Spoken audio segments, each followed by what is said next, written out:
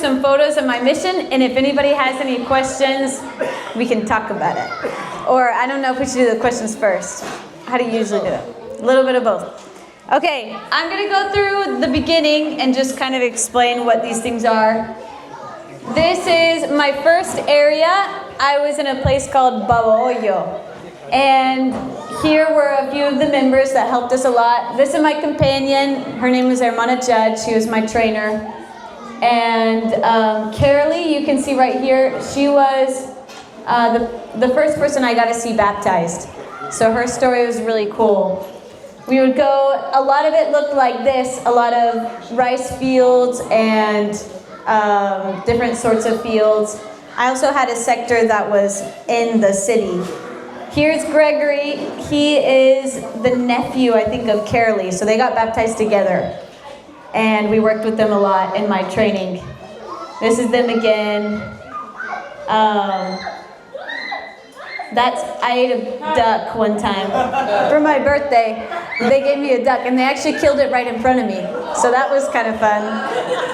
I got to see that. The food there, they had a lot of things.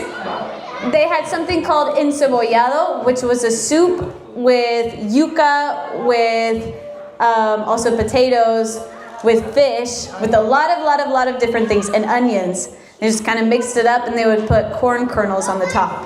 And they called it encebollado, and everybody would tell me that it was the second best soup in the world. I don't know how true that is, but that's what they would tell me. So we ate a lot of soup and a lot of rice. What'd you say? What's the first best soup? Something Italian, some sort of Italian soup, they would tell me. So I ate mostly in this sector, especially, I ate a whole bunch of rice and chicken. Rice, a big mountain of rice and a little bit of chicken.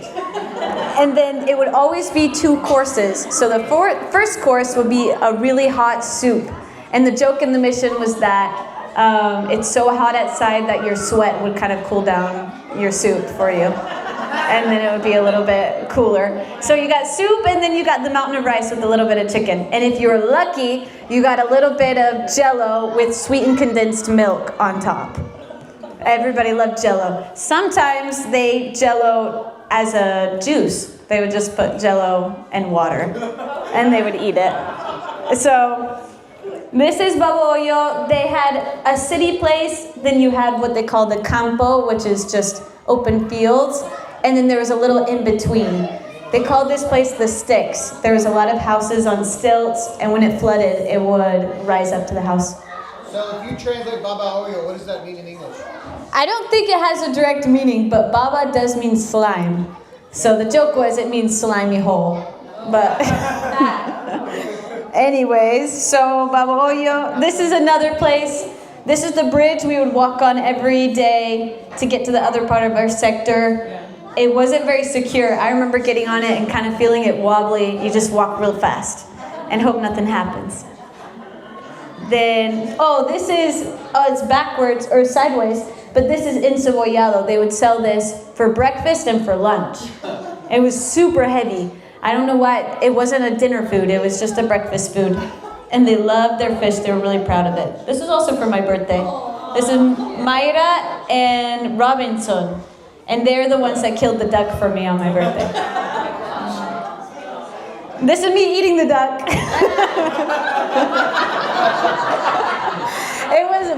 It was a purple meat. I don't know if that's normal for duck meat or what. It is. So that was right after they killed it. This is also very typical. This is called balon. And they would take these plantains and they would fry them up and chop them up and then deep fry them again and make these little balls of plantains and cheese and pigskin. And it was actually really good. They ate it for breakfast, and it was called bolon.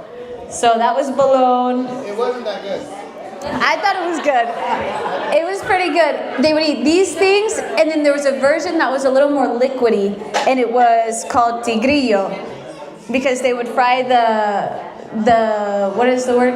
The plantains to where they looked like a little tiger, because it started getting the little spots. I didn't realize how much food I have in this. This was Babahoyo. this is kind of what it looked like. I think later they actually got some streets in there. There's a lot of dogs running around. In this picture, actually, there was a dog back there. If you can look at my hand, I'm holding a big rock because I was scared. So that's why we took the picture. I don't think you can even see it. The dog was way back there. But there's some mean ones in there. This is me. This is an example. We got the soup, and then we got the rice, and then we got the chicken. This is a little bit more chicken than usually they would give us a little bit less. What else? This was still, a lot of these are baboyo. Let's see if we can go in here. It's a little bit out of order. My next sector, I got moved out of there after my training. This again was baboyo. And I moved to a place, this was my breakfast, until I learned how to cook something different. So I would eat this, and then I learned how to cook some eggs and toast, and a carrot and an egg. So their eggs were a little bit different. I would play chess. Oh, this is... I don't know why, the duck keeps coming up. Okay.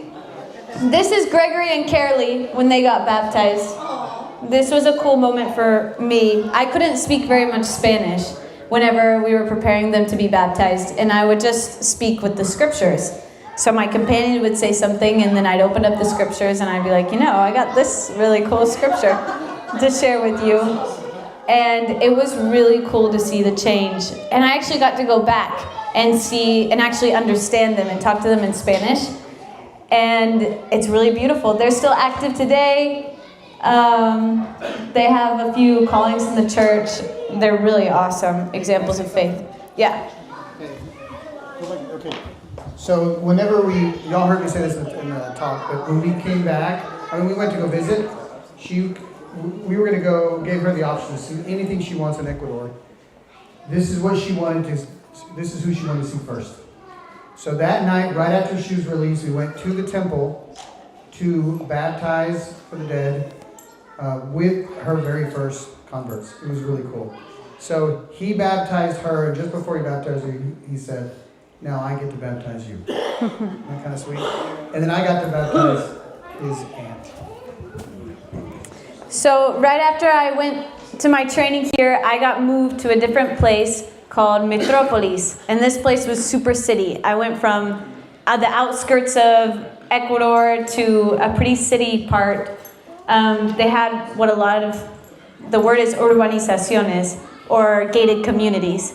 So there was a lot of gated communities, and we would get in, we'd have to give our ID to the person, we'd get in, and then we could contact or talk to people inside the gated communities, but we had to be a little sneaky about it because they would boot you out if you were too disruptive. So it was kind of fun. We did a lot of sneaking around in the urbanizations, trying to find some people. And we got to see a lot of cool success. This is my companion right after Sideways. Her name is Hermana Ruiz. And she taught me how to do something called references. So I was also helping people figure out how to call their references and thank you. How to do referrals from Facebook. So we got to do a lot of Facebook videos, and that was really fun.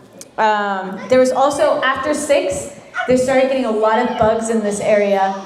So I was used to getting 2 ice cream cones in the nighttime, and I would eat them throughout the day. But I couldn't do it in this sector because you can't really tell, but there's a bunch of tiny little gnats that would fly in your face and up your nose. And you would try to block your face like this with Books of Mormons, and they just go up your nose and in your hair. And you get home, and they're all littered over your clothes, and then they stick to your sweat. So that was after... That was after 6. After 6, it was, you got to get some, meetings at that time, because if not, you got bugs on your face. This is, the biggest attraction in Guayaquil is probably the lighthouse. They called it El Faro. And the famous thing about it is that it's 500 steps or something. I did this a few times. It was right inside of our mission, which is really fun. You can kind of see in here, this is what the gated communities looked like. It was like these cookie cutter houses. And a lot of them, they were pretty big. They were smaller than neighborhoods like this. And it was a lot of working class, so not a lot of people were out in the streets. And we couldn't knock doors. But those who were out in the streets, we talked to them, track them down. Oh yeah. So right after my training, I was still kind of learning the language. I was still kind of, I didn't really understand a lot of things in Spanish, and she was really patient with me. And at the time we were doing this work with referrals, and I started getting kind of stressed out. I was like, oh, this is a lot to do. This is so much to do. Hermana Ruiz, we got to do this and this and this and this. And Hermana Ruiz is so chill. She is one of the chillest people I know. She would kind of, one time I was like, Hermana Ruiz, we got to get going. We got to do this. And she just kind of looks at me. And I'm like, Hermana Ruiz, come on, we got to do this. And she just kind of looks at me some more. And I'm like, okay, I'm just going to do it myself. I started doing the work. And she looks at me some more. And then she reaches down in her desk and starts fumbling around for something. I'm like, what is she doing? I'm over here trying to get something done. And she pulls out a book called Adjusting to Missionary Life. And she whips out and she dusts it off and pulls it out to the page, Managing Stress. Stress management. And lays it on my desk. And she goes, I think this would be a really good read. She would also, so right after she would, she'd read that book a lot, and she would leave it on her nightstand. If she ever thought I needed a little help, she'd be like, man, this book is just so good. I'm going to say, are you going to fix it? Yeah. Okay, yeah. There we go. She's like, man, this book is just so good. You really should read it sometime. So she was really kind. It was a nice way to tell me to repent. So we were only together for one transfer, which is 6 weeks. And then when she moved out, I received my next companion, and her name was Hermana Francisco. They were both from Mexico, so I had 2 Mexicanas. This is, let's see here. This is us doing some Facebook work. We would have to take some videos and send it out. This is one of our converts, Estefania. They got married and then she got baptized, which is really special. They have a little baby whose name is Moroni.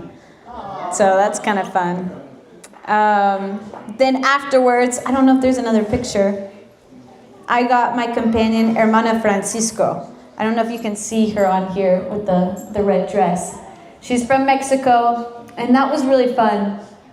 I don't know how many of you heard the talk, but that's Jacob, the guy who got baptized before Roxana. So this was his baptism. This baptism was actually really crazy because we get to the church, we get everything ready, and then we get a call saying, oh my gosh, Hermana Gutierrez, who's that guy in the back, who's going to baptize them, he doesn't have pants to baptize them. He doesn't have white pants. We're like, what? Hermana Gutierrez. And so we had to go back to the house to go get the white pants. And on the way back, our car breaks down in the middle of Ecuador highway. And there's just buses riding across as people are honking. Everybody's just going around the car.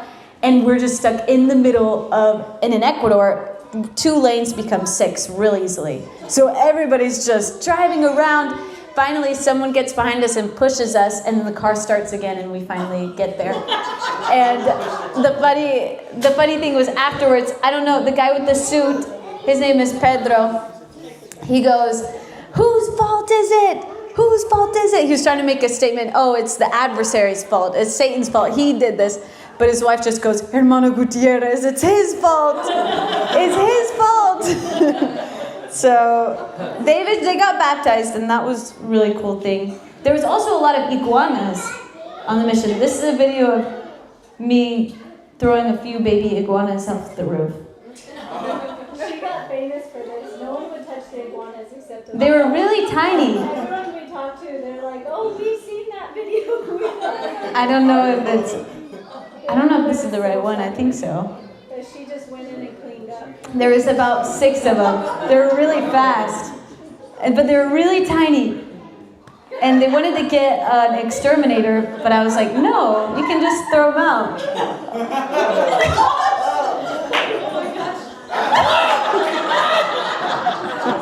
Just throw the iguanas out the roof.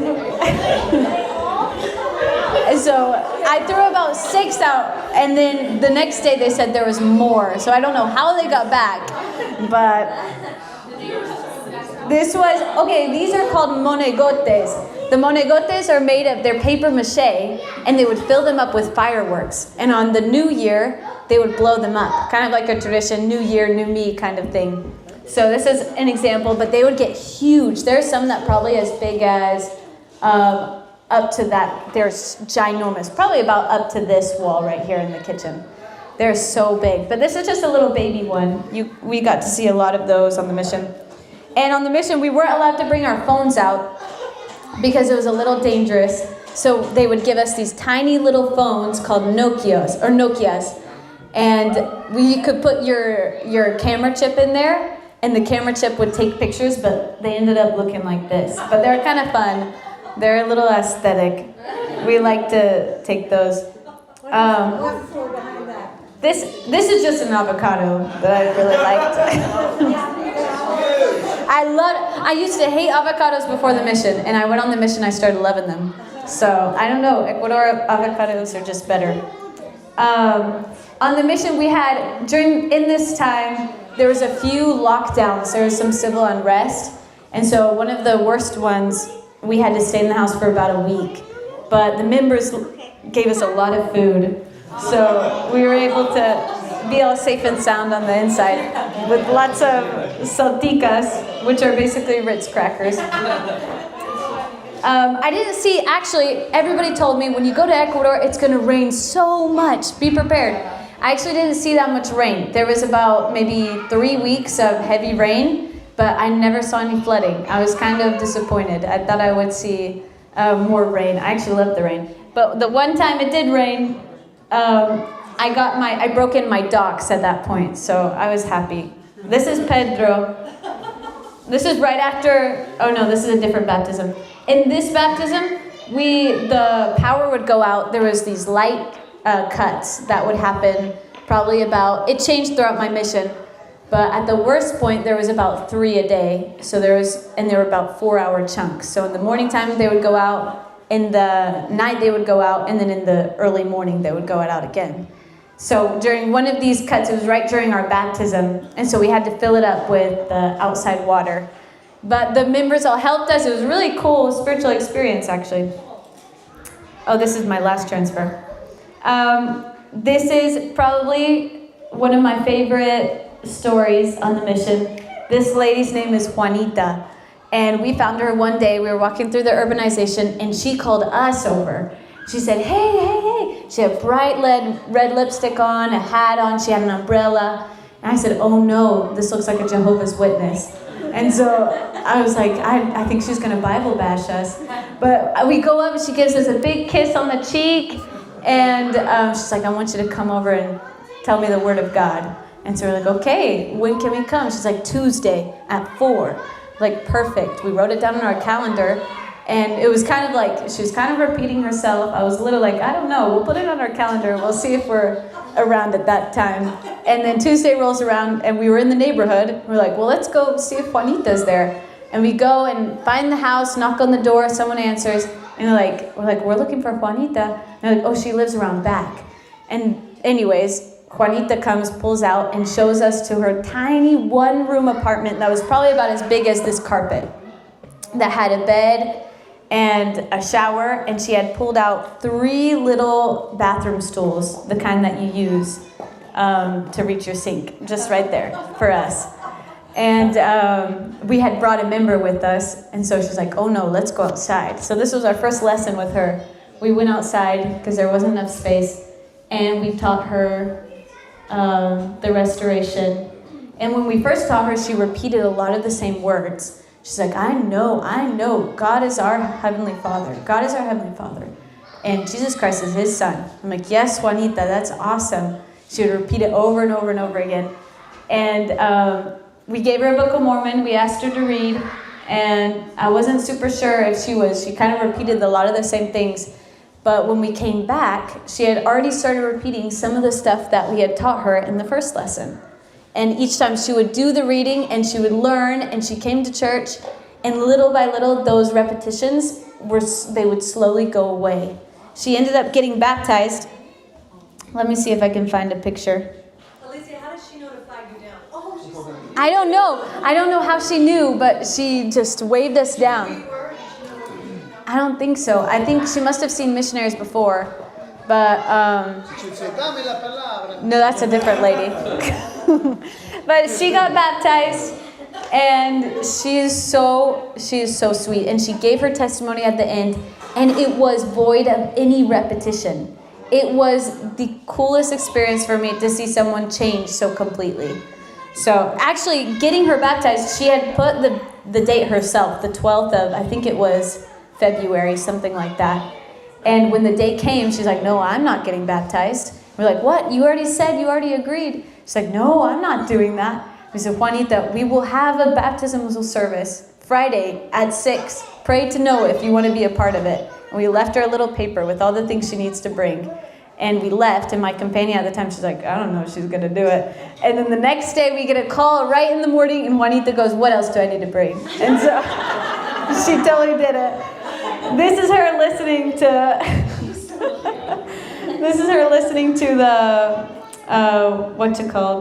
the talks. I don't think I have another picture of her.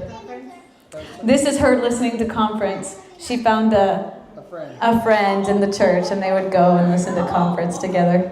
It was really sweet. During this time, I was training my hija, or my daughter, they call it in the mission. Her name was Hermana Yerman. And she came in from Utah. I kind of jumped around here, but... You use the word urbanization. What is that? It's a gated community. So I don't know if there's a direct translation. This is Hermana Francisco. She loved cats. She would always say, "This color I don't have." And then she would pick up the cat. I said, "Don't do that. They have diseases." And she didn't care. She loved them. What else? And then, this was my last day. Juanita was the last baptism I had in Metropolis before I left. So I got to see everybody leaving, and I got to say goodbye, which was really special. And then I moved. So before, Metropolis was in a super gated area. I got moved to an even more gated area. It was called San Borondon. And this is basically, you got 2 highways going down, and then you got gated community, like 15 minutes walking in between. So in order to get to your appointments, you would have to take something called taxi ruta, which is a little car, a taxi tab. That was 50 cents. You'd get in, they'd drive you to the next gated community, you'd get off, and you'd go and do your appointments and finding around. So this is kind of what it looked like. We would have to cross these big highways. This is on the Nokia, the super quality iPhone camera that we could take out in the street. That's my companion, Hermana Costa. She was from Brazil. And there was these huge, you can see these huge buses, and the cars would come, and I would watch these people directing traffic. A lot of times there weren't any, but whenever they would be there, they would direct it like this. They'd just tell the cars to come, and then when they felt like it, they would go, "Stop!" And the cars would just stop, like magic. And so we started picking up the same tricks, and then when we wanted to cross the road, we'd tell them to go, "Stop!" And then we'd run across as fast as we could. And then we would cross the roads like that. That story did not bring me much comfort. we would walk across. There weren't any sidewalks either, so we would just kind of have to walk as close as we could to the grass. And then What do those little taxis look like? they're just regular taxi cars, but a lot of times they didn't have floors, or they were kind of Ecuadorian. This is Hermana Costa when we were companions. This is something called pate. Oh no, these are arepas. But patacones kind of look similar. That's with the plantains. They would mash them up and fry them, and they're like little chips. This is actually arepas, but the patacones look very similar. They just look like round little chips, yellow chips. Oh. The arepas, I don't know if I made them right actually, but I just put flour and water and salt. But Hermana Costa knew how to make them really good. This is so, in San Borondon, there was these big urbanizations, and this is where it felt like I was in Florida. It felt like a Florida resort kind of thing, because there were these huge houses, and they had big gate guards, and you would give them your identification, and then you would go in and you couldn't contact very much or knock on doors. But there was this tiny little whole place called El Buijo Histórico. And this was a lot more open, and we would go contacting there a lot of times. This is one of the families we got to see be baptized. This is Moises and Nixon.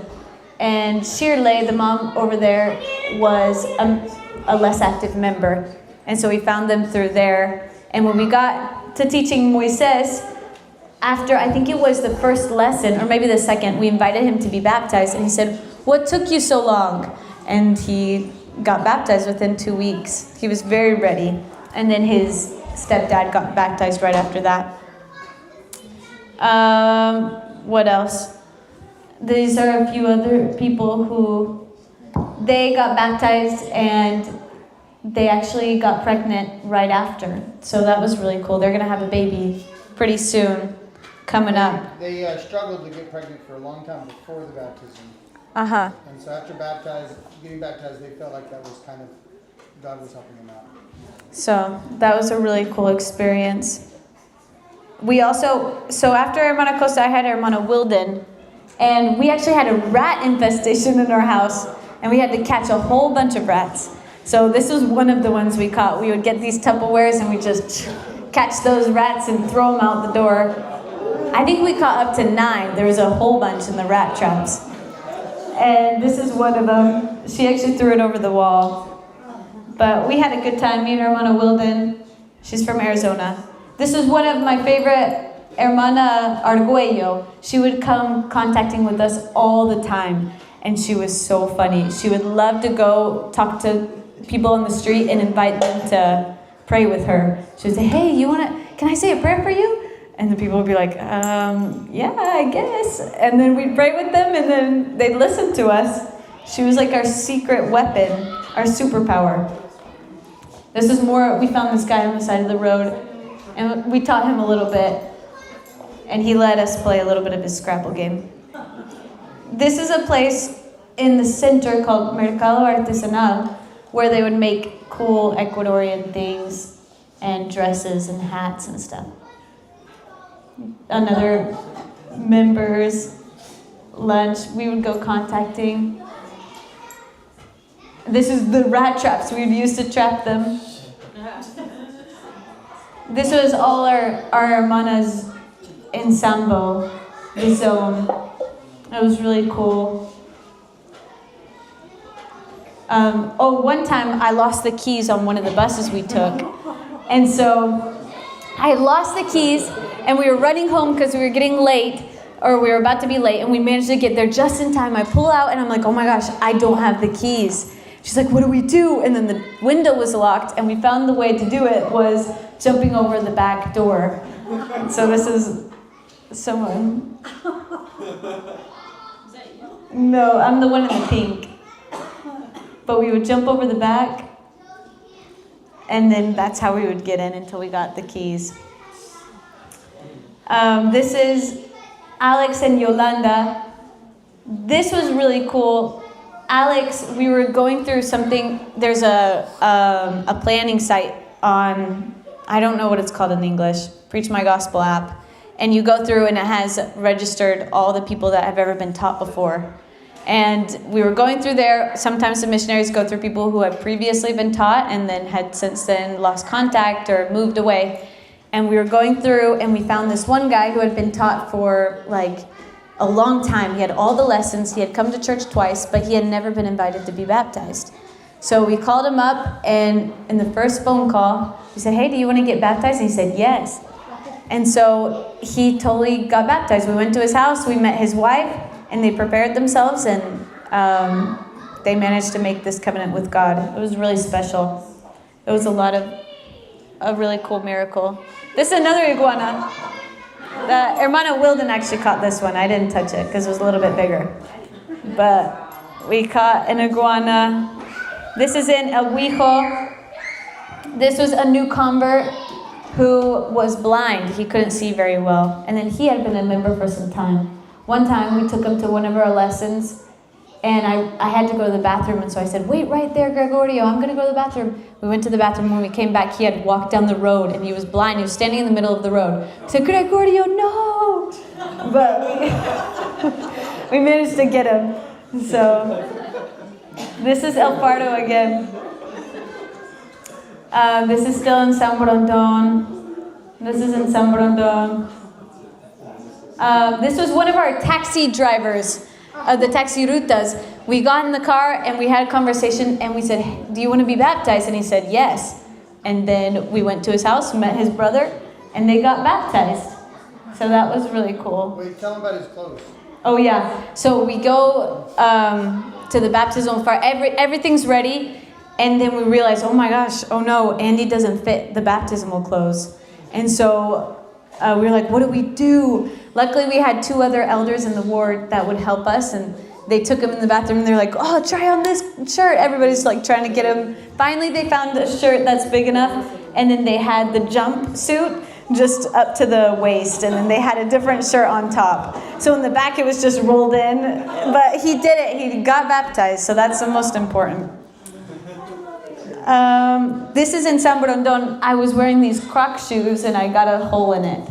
And I was walking around getting some dirt in my shoe. I was like, you know what? I probably should switch. So those are really comfortable shoes though, up until that point. This is at the very end of my time in San Borondon.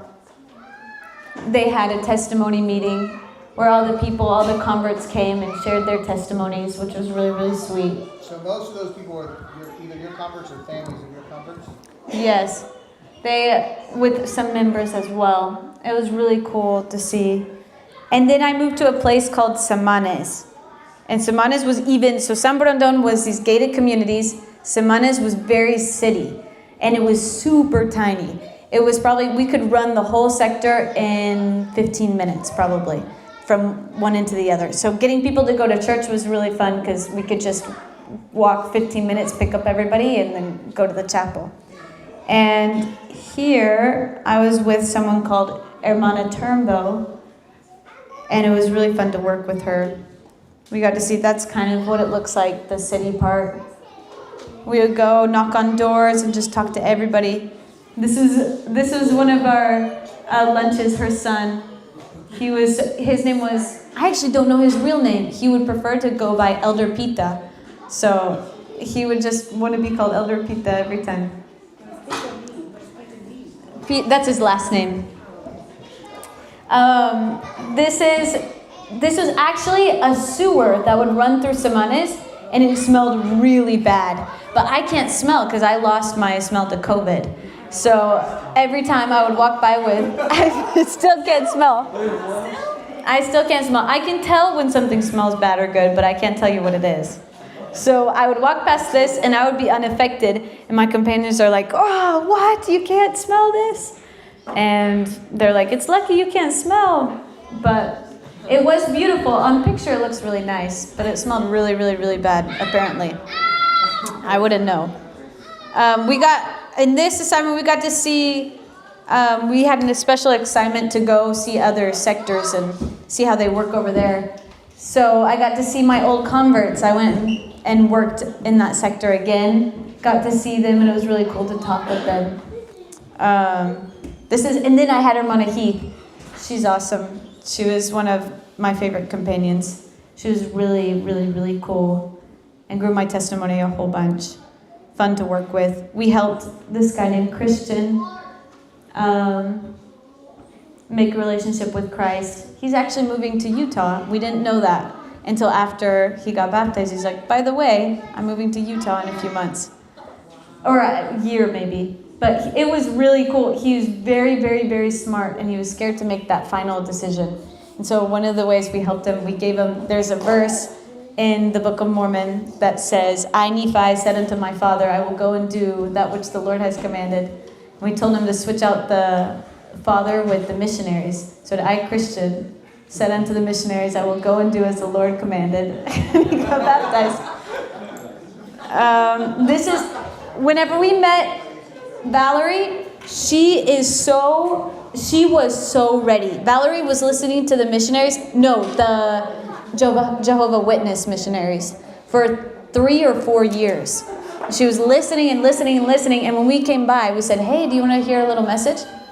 And she's like, well, I don't know. I'm listening to the Jehovah Witness, but I guess all good things come from God. And so we're like, yeah, that's awesome. We go and teach the first lesson, and then we come back the next day, and she said, this is exactly what I'm looking for. This is what I didn't find anywhere else. And then we invited her to be baptized, and she accepted, and she got baptized within 2 weeks. It was a really, really, really cool miracle. It was cool to see how the gospel, when it hits people's hearts, and they connect with it. So she was awesome. Even from our first meeting, we ended up teaching her stuff about word of wisdom a little bit later, and she had already looked it up in her own free time. And she was already following it. She just basically taught herself. So she's preparing herself to go on a mission right now, which is really cool. Then my last sector, I got put in a trio, and I trained Hermana Brown and Hermana Olsen. I trio trained, and they both came in. They had 0 Spanish, and we were whitewashing is what they call it. So that means they were putting us in a new sector where no other missionaries had been, or really they were splitting a sector. And so I get there. Usually there's a list of names and addresses so that you can get to know the area and the people. But when we got there, there was nothing. So I remember getting to the house, I go, okay, well, go pray how many people you want to baptize this transfer, and when you come back, we're going to go in contact. And so they went, and then they came back. I taught them how to invite somebody to be baptized, and then we just hit the streets and talked to every single person. When I looked at them, they would invite them to be baptized. And we saw a lot of miracles. They learned so fast. This was actually my favorite transfer because I got to see they would put it in practice. I felt a little bit like it was cool. I would give them this homework, and I said, okay, today you're going to put this in practice. You're going to learn how to start a lesson. And they would do it over and over and over and over and over and over and over again until they got it. And we only had 4 weeks together. This was my last 4-week transfer. And in those 4 weeks, I could take a step back and I would watch them give the lessons by themselves. These 2 girls would come with like little to no Spanish, with no idea what the missionary life would be like. And in 4 weeks, they could do it. And that was a real testimony builder. Did you give them a copy of that book, Adjusting to the Life of the Missionary? No, I didn't pull that one on them. But I did show them where it was at. This is a pig we saw in Ecuador. This sector, again, was on the outskirts of Ecuador. So again, we had a lot of humble communities and stuff like that. This was just a few weeks ago, yeah. They threw a surprise party for my Hermana Brown's birthday. And they have a tradition there where you go blow out the candles and someone hits your face into the cake. But they had forgotten Hermana Brown is lactose intolerant. And so she went up there, everybody tried to push her face into the cake. She's like, I can't do it. And then they're like, okay, Hermana Packard, you get in there. And so I was like, okay. And I took one for the team, and they pushed my face into the cake. I don't know if you can see right there. It's in this picture. It looks like I got, oh no. Oh, I lost it. Anyways. This is when we would come back. We had lots of fun, this transfer. This is some bread we ate. Yes, little shops. There's a lot of bread shops. Fun. There are a lot of bread shops. A lot of, I think mostly bread shops. There was also, here's Reuben. It was cool in this transfer because we could see, we found these people, we taught these people, and then they got baptized. It was the whole circle. And we got to see that process. And it was cool for the Hermana Brown and Hermana Olsen to see from the get-go. We had, in our mission, we had a culture called the Vision to Baptize. So we would meet these people and offer them the blessings that come from a covenant relationship with the Lord from the get-go, from day one, the first contact. We'd invite them to be baptized. We invite them to make covenants with God. And then it surprised me how open and how willing these people were to actually make those promises with the Lord. And you find the people who are ready. So that's what we practice a lot in this transfer. This was my favorite candy and the mission. There were these wafer cookies called galletas de amor, and we would eat those a lot. We found a whole bunch of them on this. Cookies of love. Irma Linda was also a really cool experience. One of Hermana Brown had a feeling to knock a door. And I was like, okay, let's do it. And we went and knocked the door. And we were knocking for a good 2 minutes. And she goes, never mind. I guess my intuition was wrong. And I said, no, your intuition's never wrong. And we just knocked harder. And then after 5 minutes, this little old lady comes out. And she's a little bit hard of hearing. She doesn't hear very well. And she's like, what? And we're like, we're the missionaries. What? We're the missionaries. Ah, yeah. And then turns out we invited her to be baptized, and she accepted from the get-go. And she came to church by herself, and she got baptized 2 weeks later, or maybe 3 weeks later. She was so awesome. She didn't even have a phone. She didn't have any reminders of when the church started. She just wanted it, and she did it. So that was a really, really, really cool example of someone exercising their faith. That's Irma Linda again. So she lived in this tiny little apartment, and she'd let us in. This was on her baptismal day. We went to pick her up, and she locked us in her little patio area. And I was like, oh no, I hope she gets ready in time. So we started trying to call a taxi from outside the gated area so that I would be ready whenever we leave and then go straight to the church. That's how they would call. They would call taxis like this. They would pull down like that. They would also, when you call someone here, they would do this. And just never like this. They would always do this. And when you say how tall someone is, this was offensive because you're saying, oh, they're lesser than. So you'd always tell people they're about this high or this tall, never like this. Kind of interesting cultural tip. What else? This lady also was a really cool story. Her family was really broken, and then when she put it this way, she said, I've been praying for years and years and years, and I feel like nothing is helping. I'm like, almost, God, where are you? And once we came by and we shared the gospel of Jesus Christ and asked her to pray about the Book of Mormon, she said she got in her room, she knelt down, she prayed.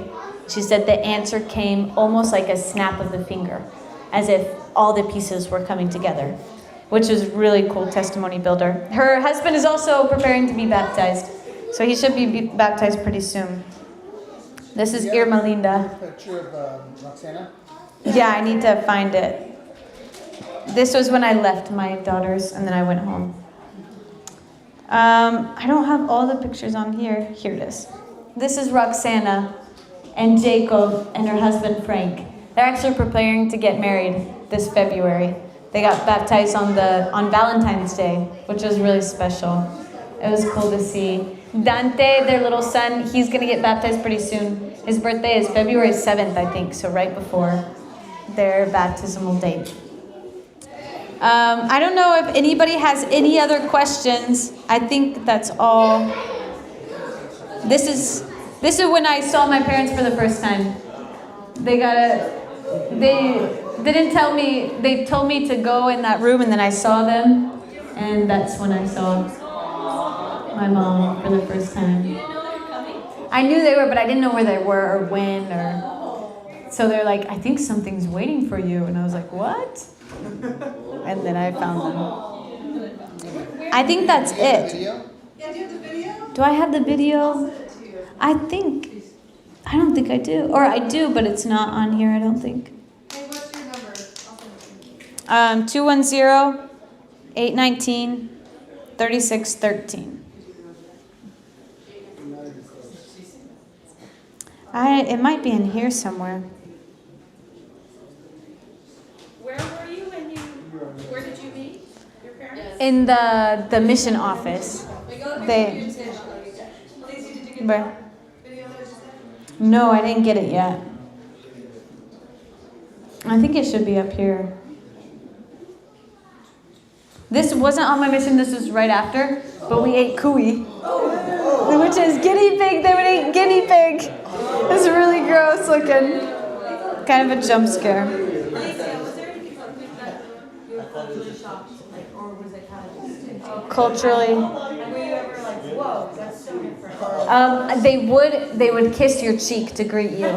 And that really actually shocked me. I didn't really know how far to go, and I remember like trying to head tap them sometimes. It was kind of a shock. That was one of the biggest things that shocked me. And then, oh, here we go.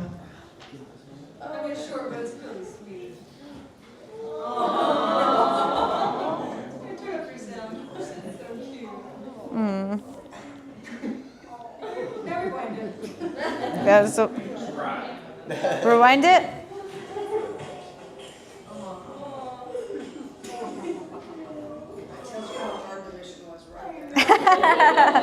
It was so beautiful. I would say the only hard parts of the mission were when I was making it hard myself, I think. They all became kind of this refining fires process. And I think that was, the beginning of my mission was probably the hardest part. That was the hardest part. I was kind of faced with a lot of things I wasn't really used to. And I remember getting to a point where I was like, okay, well, this is part of God's plan for me. And once you accept it, there's actually a lot of peace that comes from it. And you kind of change your reality. I also think that was a blessing in disguise because later, I felt like I was prepared for anything else that happened in the mission. I mean, lots of disappointment or whatever, physically tiring, whatever it was. I felt like I had gone through it and Christ was by my side, and that really helped. So I don't know if anybody has any other questions. I don't think I have more, but there's too much. It would take a long time to go through it. Does any? Great job. Uh-huh. How are you adjusting at home? Does it feel very worldly here? Is your house bigger than you remember? Yeah, it was kind of different. Coming home, I used to tell people, they're like, what are you excited about doing? I was like, I'm just excited to go sit on the carpet and lay down. So that's what I did. I came home and laid on the carpet. The adjusting, it is hard. It's different. In the mission, you're so like, what's the next thing? What's the next thing? It's always go, go, go, go, go. You never have a second to stop. One of my trainees, for example, later she told me, she's like, I didn't know we could eat ice cream because we were just going, going, going, going, going. I was like, oh, sorry about that. But that's really what the joy comes from. You go, go, go, go, go, and so coming back, it's a little bit of shock. It's like, wait, I do have a second to play a game. Oh, wait, like there is a little time with family, which is so fun, but it is different. It's a different sort of fulfilling that takes a little to adjust to. Also, going to the mall was really crazy. I was not used to that. Any other questions? Was it nice to like see all your siblings after your parents? I couldn't make it to the airport, but I just wanted to hear your little thought of seeing all your siblings for the first time. It was so fun. It was so fun. It was crazy to see how much Miles has grown. It was crazy. He could talk to me in full sentences. I was like, Miles, you're a grown boy. Okay. I think that's it.